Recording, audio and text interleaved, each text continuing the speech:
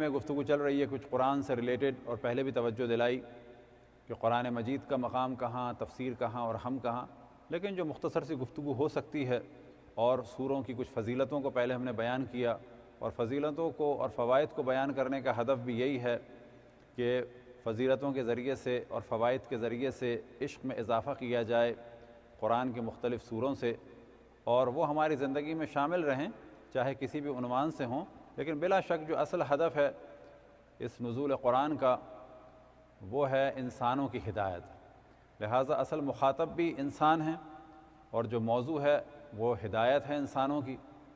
بس سب سے جو اہم چیز ہے اور جو سب سے اہم نتیجہ قرآن مجید کی تلاوت سے حاصل کیا جا سکتا ہے وہ ہے ہدایت۔ کل ہم نے کچھ گفتگو کی سورہ ناس، سورہ فلق اور سورہ ناس کے فوائد، برکات اور ثواب کے بارے میں، اور آج گفتگو رہے گی کچھ اس کے ترجمہ اور تفسیر بیان ہوگا۔ تو سب سے پہلے ہم نے سورہ حمد کو بیان کیا تھا، وہ پہلا سورہ ہے۔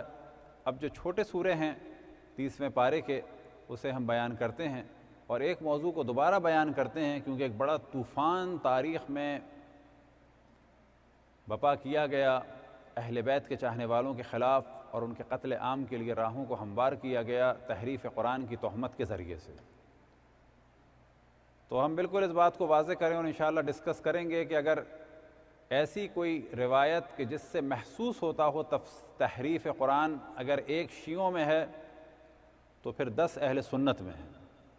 جب وہ اپنی روایت کو ضعیف کہہ کے توجیہ پیش کرتے ہیں یا تعویلات کرتے ہیں یا یہ کہتے ہیں کہ اس سے مراد ہے کہ یہ چیز حاشیے میں لکھی تھی، یا یہ مراد ہے کہ یہ منسوخ التلاوت ہو گئی، تو بالکل اسی طرح سے ہم ان کے جس طرح سے ہم ان کے ایکسکیوز کو مانتے ہیں، ان کو مسلمان سمجھتے ہیں، بالکل اسی طرح سے انہیں ہمارے ایکسکیوز کو بھی ماننا چاہیے، اور یہ ذمہ داری ہے ان کے علماء کی کہ اس بات کا کھل کر اعلان کریں کہ یہ تہمتیں ہیں اور غلط ہیں، ورنہ پھر اس کا طریقہ یہی ہے کہ بڑی محبت کے ساتھ ہم ان روایات کو بھی بیان کریں جو صحاح ستہ میں خصوصاً تحریف قرآن سے ریلیٹڈ ہیں، تاکہ وہ افراد کے جو بہت زیادہ تہمتیں لگاتے ہیں وہ کنٹرول ہوں، اور ان کو توجہ دلائی جائے کہ شیشے کے گھر میں بیٹھنے والے کبھی بھی کسی کے شیشے کے گھر پر پتھراؤ نہ کریں، اور کسی کے گھر کو بھی شیشے کا گھر نہ سمجھیں۔ تو اتحاد کے لیے اہم ترین ضرورت ہے کہ جو تہمتیں ہیں ان کو ختم کیا جائے، اور جو غلط فہمیاں ہیں ان کو دور کیا جائے۔ تہمتوں کے ساتھ اتحاد نہیں ہو سکتا، اور یہ ہماری ذمہ داری ہے کہ ہم اپنے اوپر لگنے والی تہمتوں کا دفاع کریں، یہ عقلاً، شرعاً، قانوناً، اخلاقاً، اور اتحاد کے لیے ضروری ہے کہ ان تہمتوں کو ہم اپنے آپ سے دور کریں اور واضح کریں۔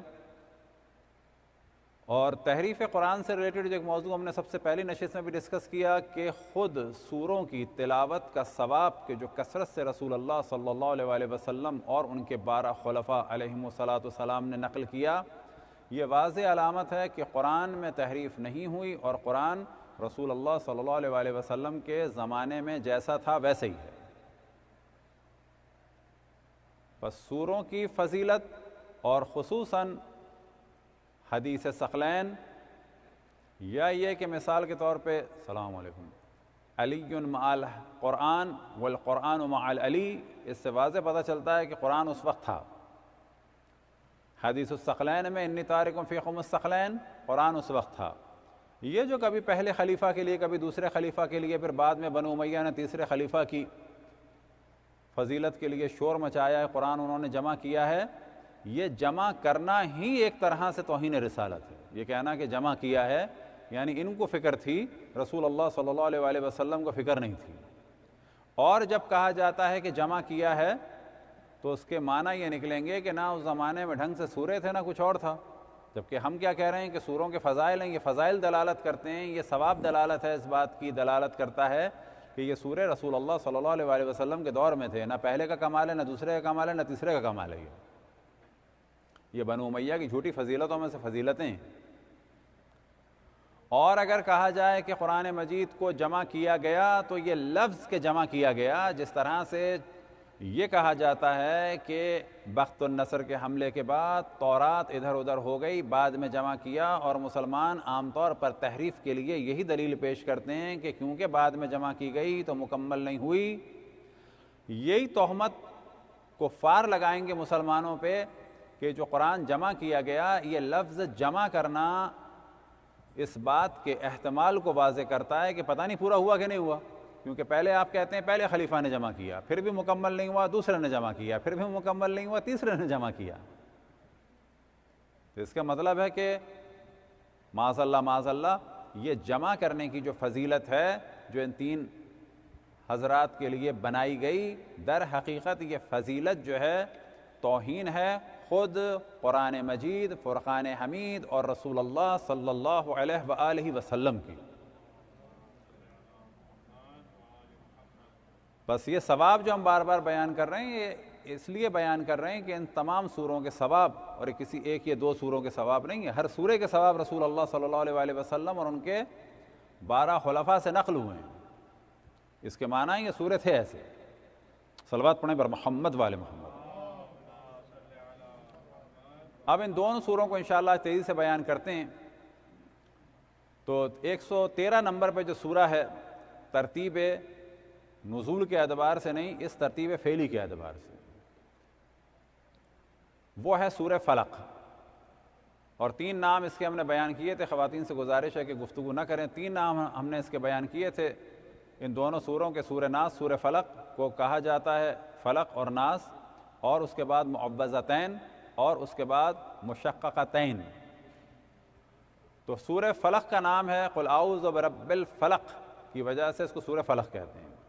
اور فلق کے معنی ہے کسی چیز میں شگاف لگانا، اور قرآن مجید میں اس جانب سورہ انعام میں آیت نمبر 95 میں بیان ہوا ان اللہ فالق الحب والنوا، کہ خداوند تبارک و تعالیٰ ہے کہ جو بیج اور گٹلیوں میں شگاف لگاتا ہے، یعنی اس کو چیرتا ہے اور وہاں سے جو ہے ایک پودا نکلتا ہے، کوپل ایک چھوٹا سا اس میں سے درخت نکلنا شروع ہوتا ہے۔ بالکل اسی طرح سے جب رات کی تاریکی ہوتی ہے تو جب پہلی سورج کی کرن آتی ہے تو ایک روشنی کا عمود سا نظر آتا ہے، اس وقت کہا جاتا ہے کہ یہ رات کی تاریکی میں ایک روشنی کا شگاف جو ہے وہ لگا ہے، اب یہاں سے روشنی ہوگی۔ تو خداوند تبارک و تعالیٰ فقط رات کی تاریکی میں روشنی کے ذریعے سے شگاف نہیں لگاتا، بلکہ وہ ہر گمراہی کو ختم کرتا ہے اپنی ہدایت کے ذریعے سے۔ تو قرآن مجید کی یہ ایک اہم ترین صفت ہے کہ وہ محاوروں کے ذریعے سے اور اچھی اچھی مثالوں کے ذریعے سے موضوع کو سمجھاتا ہے، اور یہ محاورے اور مثال پورا ایک تفسیر قرآن کا موضوع ہے۔ امثال قرآن کہ جس میں محاورے اور محاورے اور جو مثل ہیں، مثالیں ہیں، یہ خود ایک لطیف موضوع ہے، کیونکہ قرآن انسانوں کی ہدایت کے لیے ہے اور انتہائی لطیف طریقے سے۔ تو 113 نمبر کا سورہ سورہ فلق کہ جس کی ابتدا بلا شک بسم اللہ الرحمن الرحیم سے ہے، اور ادھر بھی ہم نے توجہ دلائی کہ بسم اللہ الرحمن الرحیم مذہب حق اہل بیت علیہم السلام کے مطابق ہر بسم اللہ اس کے سورہ کا جز ہے۔ اور ہم نے ایک مسئلہ بھی بیان کیا، اگر آپ کسی نماز میں بسم اللہ الرحمن الرحیم پڑھ رہے ہیں اور ذہن میں یہ ہے کہ آپ انا انزلنا پڑھ رہے ہیں اور اس کے لیے بسم اللہ پڑھ رہے ہیں، اور فرض کریں اب آپ کو انا انزلنا کے بجائے انا اطینا پڑھنی ہے، سورہ کوثر پڑھنی ہے، وقت کی کمی کی وجہ سے یا کسی اور وجہ سے، تو آپ نے جو بسم اللہ پڑھی ہے انا انزلنا کے لیے، اور اب جو آپ نے ارادہ ترک کیا ہے تو آپ کو دوبارہ بسم اللہ پڑھنا پڑے گی۔ کس کے لیے؟ سورہ کوثر کے لیے، کیونکہ وہ بسم اللہ جز تھی کس کا؟ سورہ قدر کا، اور یہ بسم اللہ جز ہے اس آنے والے سورہ کی جس کی آپ تلاوت کریں گے۔ بس سورہ فلق سے پہلے بھی بسم اللہ ہے، اور وہ اسی کی بسم اللہ ہے، اسی کا جز ہے، اور جو پہلی آیت مانی جائے گی وہ مانی جائے گی بسم اللہ الرحمن الرحیم قل اعوذ برب الفلق۔ اسی طرح سے سورہ ناس کی مانی جائے گی بسم اللہ الرحمن الرحیم قل اعوذ برب الناس، نہ کہ قل اعوذ برب الناس، بلکہ بسم اللہ الرحمن الرحیم قل اعوذ برب الناس، یہ پہلی آیت ہے۔ الف لام میم کیا ہے پہلی آیت؟ بسم اللہ الرحمن الرحیم الف لام میم۔ الحمدللہ رب العالمین پہلی آیت کیا ہے؟ بسم اللہ الرحمن الرحیم الحمدللہ رب العالمین۔ بس جو پہلی آیت ہے وہ ہے قل اعوذ برب الفلق۔ اب یہاں پر جو اللہ سبحانہ و تعالیٰ کی جانب سے وحی نازل ہوئی، اس میں حکم ہوا اشرف الانبیاء حضرت محمد مصطفیٰ صلی اللہ علیہ وآلہ وسلم کو کہ آپ قل کہیں، آپ کو کہا گیا قل۔ اور اسی طرح سے سورہ اقرا میں آپ کو کہا گیا اقرا، اور اسی طرح سے قرآن مجید میں محفوظ رہا۔ اور ان دو الفاظ سے اور زیادہ اہمیت واضح ہو جاتی ہے کہ رسول اللہ صلی اللہ علیہ وآلہ وسلم نے ان دو الفاظ کو بھی محفوظ رکھا ہے، اقرا کو بھی رکھا ہے اور قل کو بھی رکھا ہے۔ ایسا نہیں ہے کہ سوچیں کہ اس کی ضرورت نہیں ہے، ورنہ تو اتنا بھی کافی تھا اعوذ برب الفلق۔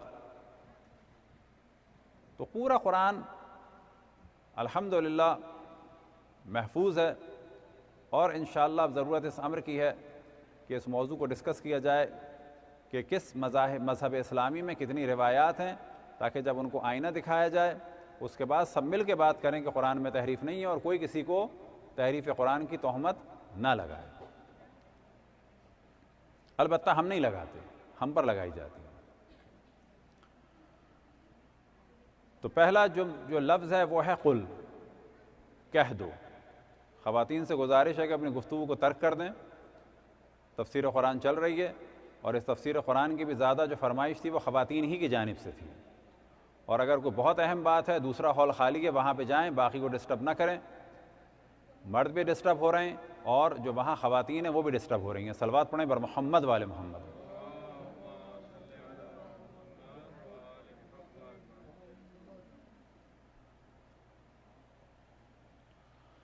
تو پہلا لفظ ہے اس کا قل، اور ہم توجہ دلا چکے ہیں کہ 5 سورے ہیں جو قل سے شروع ہوتے ہیں، 4 قل اور سورہ جن بھی لفظ قل سے شروع ہوتا ہے۔ یہ جو غلط فہمی ہے کہ 4 قل سے شروع ہوتے ہیں، یہ غلط ہے، 5 شروع ہوتے ہیں۔ اور اس کے بعد اگلا جملہ کیا ہے؟ اعوذ، اور اعوذ کی وجہ سے ان دونوں سوروں کا نام ہے معوذتین۔ اعوذ کے معنی ہے کہ میں پناہ مانگتا ہوں، کہہ دو کہ میں پناہ مانگتا ہوں۔ کس کی پناہ مانگتا ہوں؟ برب الفلق، اس پروردگار کی کہ جس نے رات کی تاریکی میں روشنی کو نمودار کیا، یا رات میں ایک شگاف لگایا۔ شگاف رات میں کس قسم کا ہے؟ روشنی کے ذریعے سے۔ جس طرح سے بیج میں شگاف ہوتا ہے کہ جب اس کے اندر پھلنے اور پھولنے والا جو چھوٹا سا پودا ہوتا ہے وہ تھوڑا سا پاور میں آتا ہے تو اس کو بیج کو چیر دیتا ہے، وہاں سے پودا نکلنا شروع ہوتا ہے۔ السلام علیکم۔ قل اعوذ برب الفلق۔ اب اعوذ جو ہے یہ پناہ کے لیے ہے، یہ ہم نے توجہ دلائی۔ اب یہ جو پناہ مانگنی ہے اللہ سبحانہ و تعالیٰ کی، ہر حال میں ہمیں پناہ مانگنی ہے، کیونکہ ہمارا کچھ بھی نہیں ہے، جو کچھ ہے وہ اللہ سبحانہ و تعالیٰ کا ہے۔ سب کچھ ہمیں اللہ سے مانگنا ہے، ہر چیز اللہ سے مانگنی ہے۔ حتیٰ ہم میں اتنا بھی تکبر نہیں ہونا چاہیے کہ یہ میں اٹھا لوں گا۔ اس کے لیے بھی سوچنا چاہیے کہ یعنی اٹھاتے وقت یہ ہو کہ اس کا بھی دار و مدار اللہ سبحانہ و تعالیٰ کے اذن و طاقت پہ ہے۔ لہٰذا حضرت موسیٰ علیہ السلام فرماتے ہیں کہ میں آٹا گوندتے وقت، آٹے کو خمیر کرتے وقت جو نمک ڈالتا ہوں اس کے لیے بھی اللہ سے مدد مانگتا ہوں، اور جوتا باندھتے وقت جو تسمہ باندھتا ہوں اس کے لیے بھی اللہ سے مدد مانگتا ہوں۔ ہم میں طاقت نہیں ہے، ایک سیل، ایک معمولی سا ذرہ ہمارے دماغ کو ایسا ڈسٹرب کر سکتا ہے کہ یہ بولنا، بالنا، چہچہانا، مسکرانا، یادداشت سب چلی جائے گی، نہ کچھ باندھ سکتے ہیں نہ کچھ کر سکتے ہیں، ہاتھ ایسے کہ ایسے رہ جائیں گے۔ تو ہر چیز میں ہمیں پناہ مانگنی ہے، ہر چیز میں مدد مانگنی ہے، کس کی؟ اللہ سبحانہ و تعالیٰ کی۔ تو پناہ بھی کس سے مانگنی ہے؟ اللہ سے مانگنی ہے۔ ہاں، اب ایک دم سے یہاں پر ایک وہابیت کی موج دوڑ جاتی ہے لوگوں، وہابیوں کے درمیان کہ دیکھیں اللہ اللہ، بالکل اللہ، لیکن اللہ نے مخلوقات بھی بنائی ہیں، اللہ نے اپنی ان مخلوقات کو طاقت بھی دی ہے، جس طرح سے دوا کو۔ بس سب سے پہلے ہمیں درس دیا گیا کہ ہم پناہ مانگیں، اور نہ فقط پناہ، اس سے پہلے بسم اللہ الرحمن الرحیم ہے کہ جو کام بھی کریں اللہ سبحانہ و تعالیٰ کے نام سے کریں، اور جو پناہ بھی ہے وہ اللہ سبحانہ و تعالیٰ کی پناہ میں جائیں۔ اب یہاں پر جب کسی کی ہستی کو بیان کرنا ہوتا ہے تو اس کی صفات کو بیان کیا جاتا ہے۔ اللہ سبحانہ و تعالیٰ کے بہت سارے نام ہیں، اور قرآن مجید کی ایک اہم ترین خصوصیت ہے، اور اس سے پہلے بھی جو اس آسمانی کتابیں ان کی بھی خصوصیت ہے کہ خداوند تبارک و تعالیٰ کے ذکر کو کیا ہے اس کے اسماء حسنہ کے ذریعے سے، یعنی اس کے پیارے پیارے اور اچھے اچھے ناموں کے ذریعے سے۔ وَلِلَّهِ الْأَسْمَاءُ الْحُسْنَى فَادْعُوا بِهَا، اور اسماء حسنہ جو عام طور پر 99 مشہور ہیں، وہ ایک روایت کی وجہ سے مشہور ہیں کہ ان 99 نام کا جو احاطہ کرے گا، ان 99 نام سے جو مانوس ہوگا وہ جنت میں جائے گا۔ اس کے قطعاً یہ معنی نہیں ہے کہ اللہ کے نام صرف 99 ہیں۔ ہمارے یہاں ایک بہترین دعا ہے جو ماہ رمضان میں پڑھی جاتی ہے اور جو واقعاً شاہکار ہے، مذہب حق اہل بیت کی دعاؤں میں سے ایک شاہکار ہے۔ وہ دعا کیا ہے؟ دعائے جوشن کبیر، جس میں 1000 نام ہیں۔ اسی طرح دعائے مجیر، اسی طرح سے اور دعائیں۔ معرفت خداوند تبارک و تعالیٰ بہتر قرآن کے بعد اہل بیت کے علاوہ، یعنی جب کہا جاتا ہے اہل بیت، بالآخر قرآن کے بعد رسول اللہ صلی اللہ علیہ وآلہ وسلم مولا امیر المومنین، ان کے بعد باقی اہل بیت علیہم السلام کے علاوہ نہ کہیں عرفان واقعی ہے اور نہ کہیں پر معرفت خداوند تبارک و تعالیٰ واقعی ہے۔ جتنی کتابیں ہوں، چاہے عرفان کی ہوں، چاہے دیگر موضوعات کی ہوں، وہ سب کی سب ان کی معرفت میں مددگار ثابت ہو سکتی ہیں، ان کے مقابلے میں کوئی چیز نہیں ہے۔ اور پھر اس کے بعد اگلی آیت میں ارشاد ہوا من شر ما خلق۔ اب یہاں پر ایک گفتگو ہوتی ہے کہ اس کا ترجمہ کیا ہوگا، اور میں پناہ مانگتا ہوں اللہ سبحانہ و تعالیٰ کی، کس سے؟ من شر ما خلق، کس سے پناہ مانگی ہے؟ وہاں ہم نے پناہ مانگی ہے، لیکن اب ہم کس چیز سے بچنا چاہ رہے ہیں؟ من شر ما خلق۔ اب یہاں پہ لوگ کہتے ہیں کہ اللہ نے کوئی چیز شریر خلق کی ہے، یعنی خود بری خلق کی ہے، تو جواب یہ، اللہ نے کوئی بری چیز خلق نہیں کی ہے۔ حتیٰ شیطان اللہ نے نہیں برا خلق کیا تھا، وہ اپنے اختیار سے ہوا ہے۔ اللہ نے اسے جن خلق کیا تھا، اپنے ارادے اور اختیار سے وہ اچھا ہوا، اور اپنے ہی ارادے اور اختیار سے وہ کیا ہوا؟ برا ہوا۔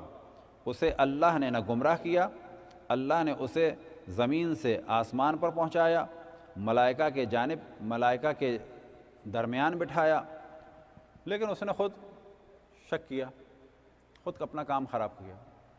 سانپ آیا شر ہے؟ نہ، سانپ کے بارے میں روایتوں میں نقل ہوا، ایک روایت امام جعفر صادق علیہ السلام سے نقل ہوئی کہ جو ہوا میں زہر ہوتا ہے، زہر کہاں سے آتا ہے یہ بھی روایت میں ذکر ہوا۔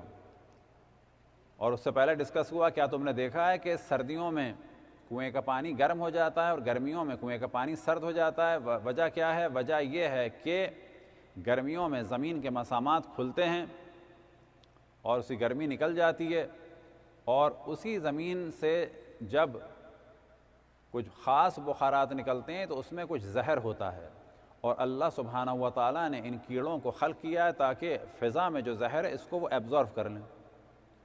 لیکن شکار کا اور کھانے کا ایک سائیکل اللہ ہی نے بنایا ہے کہ بڑی مچھلی چھوٹی کو کھائے گی، یہ اس کو کھائے گا، یہ اس کو کھائے گا، تو یہ ایک الگ ہے، یہ ایک دار و مدار ہے بالکل، جیسے کہ ہم جانور کو کھاتے ہیں۔ اسی طرح سے سور نجس ہے، لیکن ایسا نہیں ہے کہ وہ بیکار ہے، بیکار کچھ نہیں ہے۔ اس پوری کائنات میں ایک سلسلہ چل رہا ہے کہ جس کے لیے سارے جانور بھی حتیٰ ضروری ہیں، کس کے لیے؟ انوائرمنٹ کے لیے۔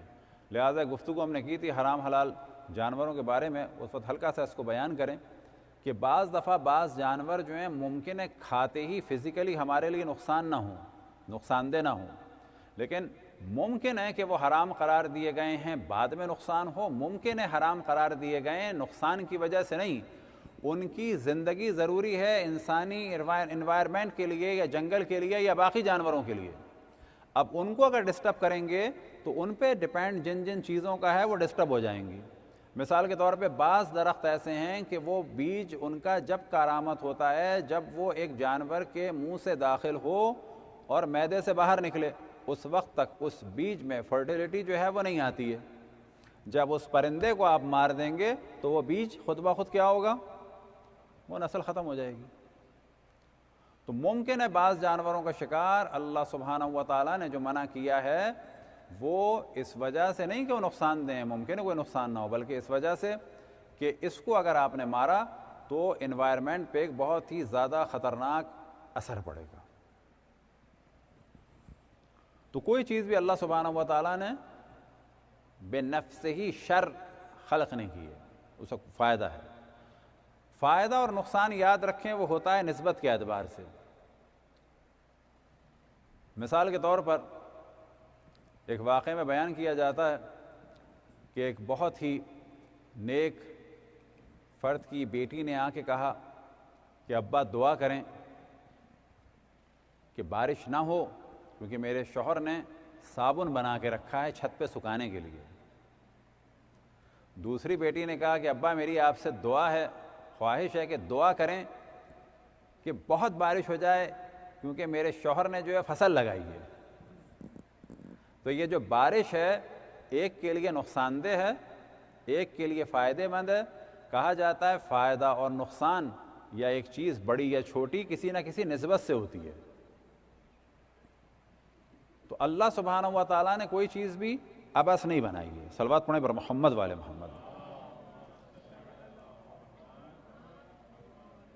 تو سب سے پہلے بیان ہوا قل اعوذ برب الفلق، کہ میں پناہ مانگتا ہوں اس رب کی کہ جس نے تاریکی میں روشنی کو نمودار کیا اور ایک نور کا شگاف لگایا۔ لیکن کس چیز سے پناہ مانگتا ہوں؟ ہر اس چیز سے کہ جسے اللہ نے خلق کیا ہے لیکن اس کا ایک شر ہے، وہ شر ہماری نسبت سے ہے، یا یہ شر کیا ہے؟ اس نے خود اپنا شر ظاہر کیا ہے۔ لیکن کیونکہ شر ہمارے لیے شر ہے، لیکن اللہ نے اس کو شر نہیں بنایا ہے، اللہ نے اس کو بنایا، اس میں بہت سارے فوائد ہیں، ہماری نسبت سے شر ہے، تو اس شر سے اپنی نسبت سے میں پناہ مانگتا ہوں۔ وہ شر کیا ہو سکتا ہے؟ وہ کوئی بھی ہو سکتا ہے، ممکن ہے کسی کے لیے فائدہ مند ہو، میں دعا کر رہا ہوں میرے لیے وہ نہ ہو، کیونکہ قرآن مجید میں واضح بیان ہوا الذی احسن کل شیء خلقہ، کہ وہ کہ جس نے ہر چیز کو احسن طریقے سے خلق کیا، تبارک اللہ احسن الخالقین، بہترین خلق کیا ہے سب کو۔ اس کے بعد جو پناہ مانگی گئی ہے کس سے مانگی گئی ہے؟ من شر غاسق اذا وقب، اور میں رات کی تاریکی کی پناہ مانگتا ہوں کہ جب وہ پھیل جائے۔ غسق الی غسق اللیل، یعنی رات کی تاریکی۔ اقم الصلاۃ لدلوک الشمس الی غسق اللیل، کہ مغرب کی نماز پڑھو کب تک؟ ظہر عصر کی نماز پڑھو کب تک؟ رات کی تاریکی تک۔ تو رات کی تاریکی کب؟ کہ جب وہ پھیل جائے۔ اب اس میں کہا جاتا ہے کہ عموماً جو بھی شر ہیں رات کے، وہ چور بھی ہو سکتے ہیں، ڈاکو بھی ہو سکتے ہیں، کوئی خطرناک لوگ بھی ہو سکتے ہیں، وہ بعض کیڑے بھی ہو سکتے ہیں، بعض جانور بھی ہو سکتے ہیں، اور بعض اور بھی مخلوقات ہو سکتی ہیں جن کو ہم نہیں دیکھتے۔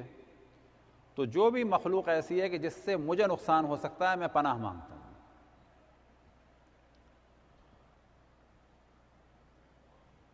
اور پھر اس کے بعد جو اگلی آیت میں بیان ہوا وَمِن شَرِّ نَفَّاسَاتِ فِي الْعُقَدِ، اب یہاں پر جو ایک اہم ترین چیز ہے کہ جادوؤں میں خواتین کا زیادہ رجحان ہوتا ہے، تو قرآن مجید میں بھی اس میں توجہ دلائی گئی ہے۔ کیا دلائی گئی ہے؟ اور میں پناہ مانگتا ہوں ان پھونکنے والیوں سے کہ جو گراہیں لگاتی ہیں، ایک لگا دی۔ اب یہ ممکن ہے کوئی کہے کہ جی پھونکنے کی قرآن میں مذمت ہے، ہاں جادو کے لیے پھونکنے کی مذمت ہے، کسی اچھے کام کے لیے پھونکا جائے تو کوئی بات نہیں ہے، وہ تو خداوند تبارک و تعالیٰ نے بھی جو ارشاد فرمایا حضرت آدم کی روح کو پھونکنے کے لیے وَنَفَخْتُ فِيهِ مِن روحی، تو بہت سارے کام ایسے ہیں جو بے نفس سے ہی برے نہیں ہیں، یا اچھے ہیں یا برے ہیں، ڈیپینڈ کرتا ہے کہ ان میں اچھا پہلو کیا ہے اور برا پہلو کیا ہے۔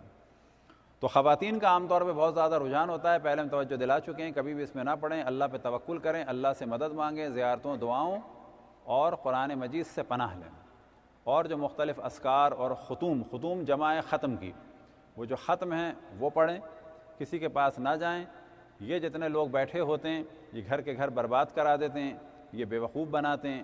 ایک دفعہ ایک ہمیں یاد ہے، بڑے اچھے ایک ہمارے دوست تھے، وہ کہ ہم سے چھوٹے تھے اور بڑے متاثر ہوئے جب نئے نئے ملے، تو وہ سمجھتے ہیں شاید ہمیں کچھ چیزیں، تو کہنے لگے آپ جو ہے وہ مجھے بتائیں ہاتھ دیکھ کے۔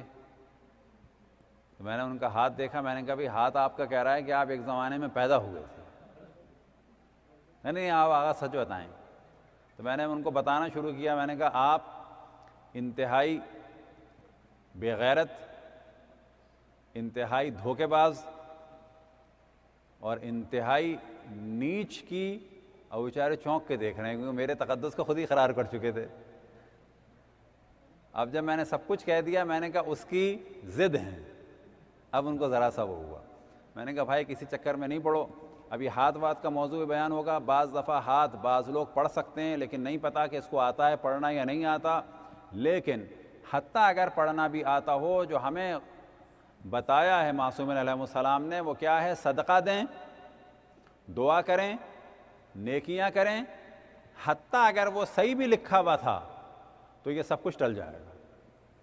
بس اگر ٹلنے والی چیز ہے تو اس کے لیے کیا کیا جائے؟ ہم نیکیاں کریں لوگوں کے ساتھ، صدقات دیں، دعائیں کریں، منت مانیں، اس کے بعد مطمئن ہو جائیں۔ اگر یہ حتمی ہے تو ہر صورت میں آئے گا، کوئی نہیں ٹال سکتا۔ اسی وجہ سے لوگوں کے پاس جا کے ڈپریشن کا شکار نہ ہو، بلکہ کیا کریں؟ کوئی بھی اگر کہے تو کہیں کہ اللہ پہ توکل کرتے ہیں، موت تو آنی ہے، آپ نے کہا ہے کل آنی ہے، دیکھتے ہیں کب کل آتی ہے کہ نہیں آتی۔ بس اگر موت کا وقت ہے، میں دعا کرتا ہوں کہ ٹل جائے، صدقہ دیتا ہوں، نیک کام کرتا ہوں۔ وَمِن شَرِّ حَاسِدٍ إِذَا حَسَدَ، اور میں پناہ مانگتا ہوں کس سے؟ حسد کرنے والوں سے جب وہ حسد کریں۔ یاد رکھیں کہ یہ جتنے بھی کیڑے ہو گئے، مکوڑے ہو گئے، یہ پھونکنے والیاں،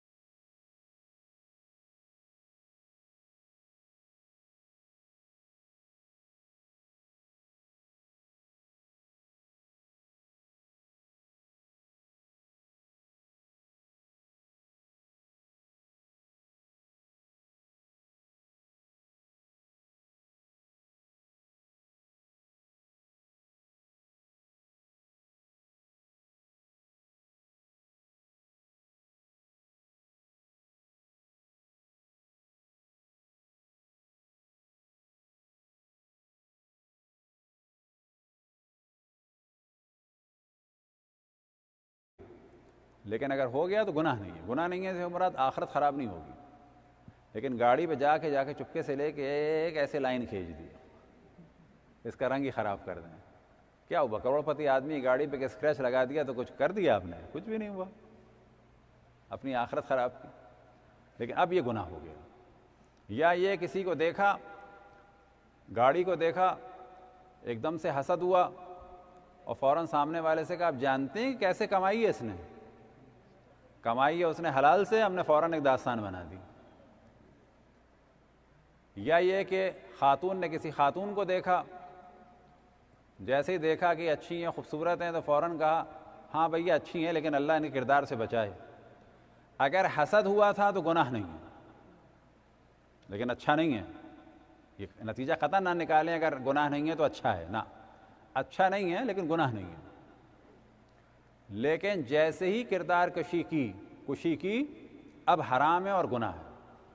پہلے والے کے بھی نقصانات ہیں اور دوسرے والے کے نقصانات کتنے؟ الحسد یأکل الایمان کما تأکل النار الحطب، کہ حسد جو ہے ایمان کو اس طرح سے کھا جاتا ہے جس طرح سے کہ آگ لکڑی کو کھا جاتی ہے۔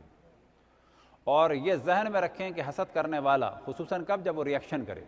اب اگر کسی سے ہمیں حسد ہو رہا ہے تو اللہ سے پناہ مانگے، اللہ تو ہمیں بھی مستغنی فرما، اور ہمیں ایک برے کام سے اور حسد سے، کون سا حسد؟ کہ ہم ریئیکشن کریں، کچھ کریں، ایک جلن ہو، خامخواہی میں ٹینشن میں، وہ اپنی گاڑی میں گزر گیا ہم اپنے ٹینشن میں، وہ اپنی گاڑی کے شیشہ کھول کے اے سی کھول کے ٹھنڈا ہو رہا ہے، ہمارا بلڈ پریشر ہائی ہو رہا ہے۔ اس سے بدتر کیا چیز ہوگی؟ حسد نہ ہو۔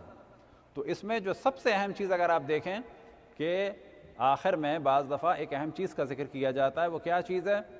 کیڑے مکوڑے، جن، یہ ساری چیزیں الگ. پھونکنے والیوں کا بعد میں آیا ہے, پھر اس کے بعد کس کا آیا ہے؟ ایک جرنل آیا ہے وَمِن شَرِّ حَاسِدٍ اِذَا حَسَد, کہ یا اللہ میں تیری پناہ مانگتا ہوں کن سے؟ حاسدوں سے, کہ جب وہ حسد کریں. لیکن کون سا والا حسد؟ ایک حسد وہ والا ہے, ایک حسد وہ ہے کہ جو ریئیکشن کے طور پہ ہوتا ہے, اور عموماً جو دشمنیاں لوگوں کی ہوتی ہیں مختلف جگہوں پہ وہ اس حسد کے بعد والے مرحلے سے ہوتی ہیں کہ جہاں پر ایک ریئیکشن انسان ظاہر کرتا ہے اور کسی کو نقصان پہنچاتا ہے, اور وجہ کیا ہوتی ہے؟ صرف کہ مجھے یہ چیز اس کے پاس دیکھ کر جو ہے وہ اذیت ہو رہی ہے. اور بعض دفعہ آخرت اتنی خراب ہو جاتی ہے کہ ایک صاحب کے لیے بعض ہمارے اساتذہ نے بیان کیا کہ وہ اپنے ایک دوست کے ساتھ تھے, دوست نے بہت زیادہ ترقی کی, انہوں نے ترقی نہیں کی, وہ زندگی میں اس دوست سے جلتا رہا, زندگی میں اس دوست کا مخالف رہا, اور کیونکہ وہ دوست بہت آگے نکل گیا تھا تو اس شخص نے آخر زمانے میں کہا کہ ذرا قرآن لانا. کب؟ کہ جب وہ حرکت نہیں کر سکتا تھا. یہ جو ایمان ختم ہو جاتا ہے, اس کا ایک ایمان کیسے ختم ہوتا ہے کہ ہمیں اتنا زیادہ حسد ہو جاتا ہے کہ ہم اللہ سبحانہ و تعالیٰ کی عدالت پہ شک کر رہے ہوتے ہیں کہ تو برا ہے, معاذ اللہ معاذ اللہ, تو نے غلط کام کیا ہے, تو نے میرے ساتھ یہ کیا ہے.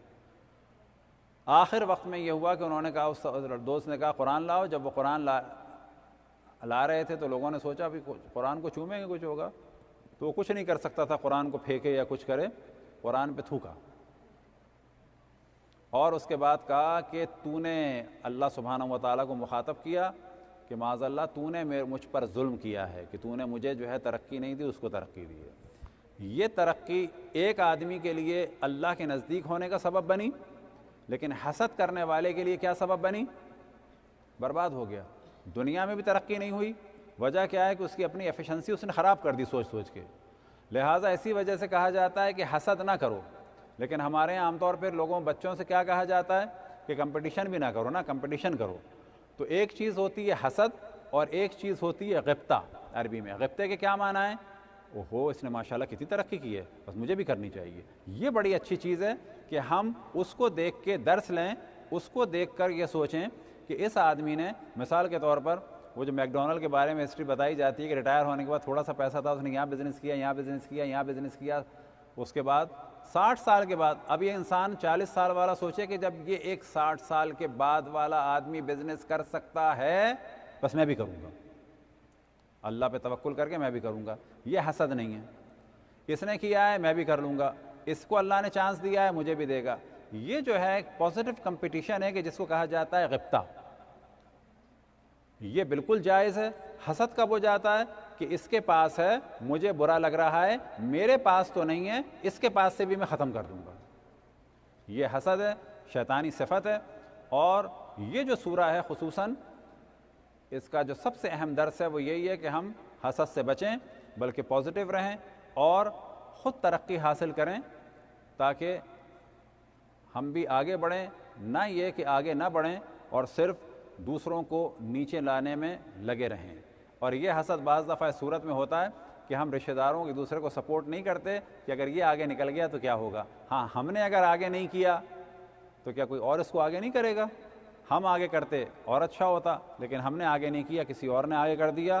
اللہ سبحانہ و تعالیٰ اس کو آگے کرنے کے لیے